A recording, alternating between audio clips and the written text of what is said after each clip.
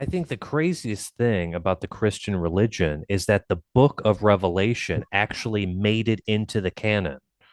Yeah, it is crazy, isn't it? Yeah. It's crazy. I remember being a kid or being a teenager reading the book of Revelation in my room thinking, what is this? Is this like some kind of like weird comic book or something? Yeah, it's just Like, crazy. I mean, yeah. because you have like a quasi sober history with both, the Gospels and then Acts and even the letters of Paul.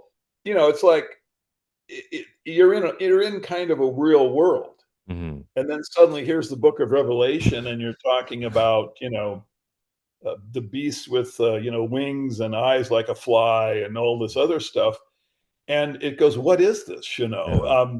This is just a ratcheting up of the comic genre. It's just they had the historical comedy was boring them, and so they decided they would really ridicule the Christian converts with something that's just completely crazy. And Mhm. so that's the book of Revelation. And of course, the term itself, revelation, this is what they're revealing is the fact that you guys have believed in a religion that is uh, our creation, and is your the reason you believed in it is because you don't have the ability to think clearly, and you believe in fictional things and miracles, and here with the book of Revelation we have really as we reveal everything to you, we've really showed how absurd your belief in the religion is, because here with Revelation you have you know uh, an absurd level of divine literature, right? This is Mhm. absurd. It's not Mhm. not serious, Yeah. and what you're just seeing is the hatred and contempt, for the Christians that were going to be in the future. Mhm. This group was writing this literature, and just it was funny to them because they thought that in the future there would be people stupid enough to see it as the Mhm. literature of divinity. And so, you start out with Jesus, and then you get Paul, and then here you end up with the zany Lord God, with Mhm. his feet of bronze and all this other Yeah. crazy stuff. So, It's amazing that there were bishops. I mean, this would have been what, the fourth, fifth century. They voted this in.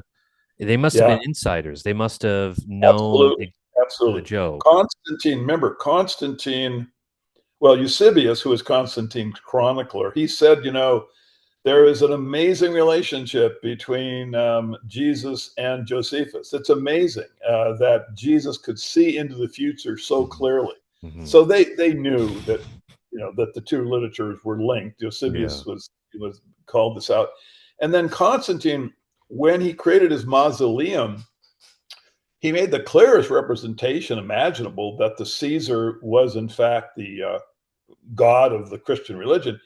He put his coffin, in his church, Mhm. and then he surrounded it with the bodies of the 12 apostles. I mean, this is Yeah. actually, it's in existence. It's Yeah. in Istanbul presently. You can go there and see his where his grave. I think it's gone, but I think you can see where it was, and you can see Mhm. where the apostles were buried. He arranged them in a circle around them, obviously showing that he is the leader of this organization. I mean, there's no Yeah. really how can you understand it any other way? So they knew, and Constantine was part of the inside joke. Yeah. Exactly. And Martin Luther, many, many years later, wanted to remove it from the Bible. He thought it was completely just. Of course, any good Christian, any kind of coherent would recognize that this literature is too zany Mhm. and doesn't belong in the same catalog with these holy stories about Jesus, right? Yeah. Which seems to be a legitimate history. This metaphysical stuff should be taken out. Yeah, Martin Luther was I think, a very sincere individual. Yeah. Yeah. He was not an insider. So, anyway, thank you very much.